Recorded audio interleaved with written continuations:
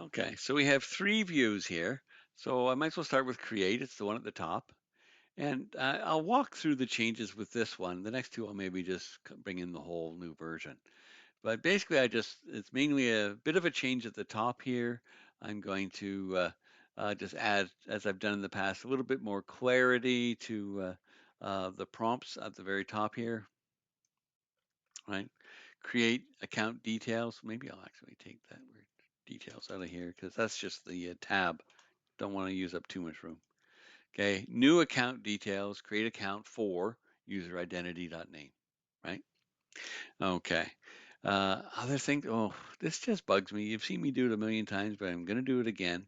I like to have the form wrapped completely around this div. So I'm just going to take the opening and closing form tags and just move them so they fully encapsulate or enclose this div here with the row, right? And so on and so forth. Other thing I typically do is I'll move that validation summary, okay, up above the row so that it can go nice and wide across the screen if I have a long message to display to the user. But here's the key, right? I'm going to, at the same time as I move that, I'm going to add something else. Here's input type hidden for my email, right? Now here's, I'm going to grab it from user.identity.name. So that gets the email address of the currently logged in user and stores it here in my hidden input.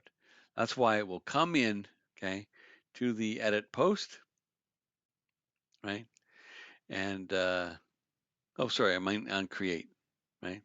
It'll come in here to the create, be supplied as we build this employee object. Now I'm replacing it yet again, but that's just being overly cautious perhaps on some tool like Fiddler getting in there and making a change.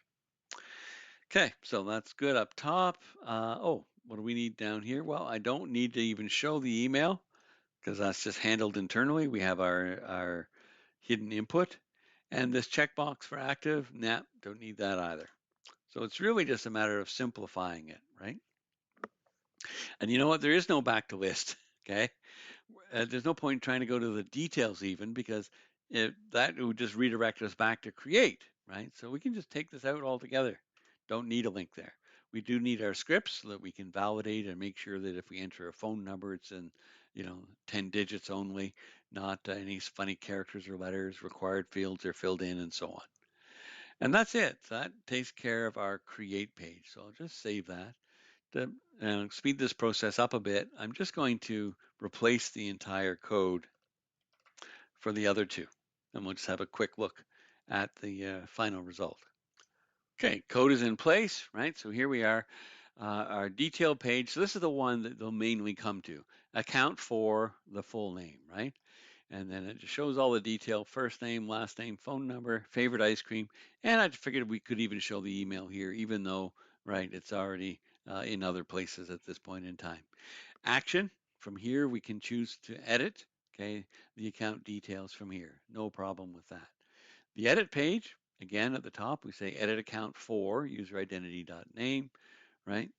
And we have a hidden input here for the email to make sure that gets passed in once again.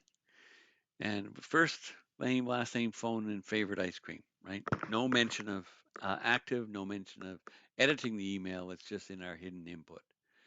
And we do have a link to go back to the details, right? So if you don't want to finish an edit, you just want to cancel that and go back to the account details, you have the link right there. So that wraps it up. That basically gives us everything we need for our new special controller that just focuses on allowing the one user logged in to maintain their account details. Now, the next step in our copy paste file is really taking this and incorporating it, merging it into the current login process and even the registration process so that we can make the best use of this as we go through that. But I'm going to stop recording and we'll do that in the next video.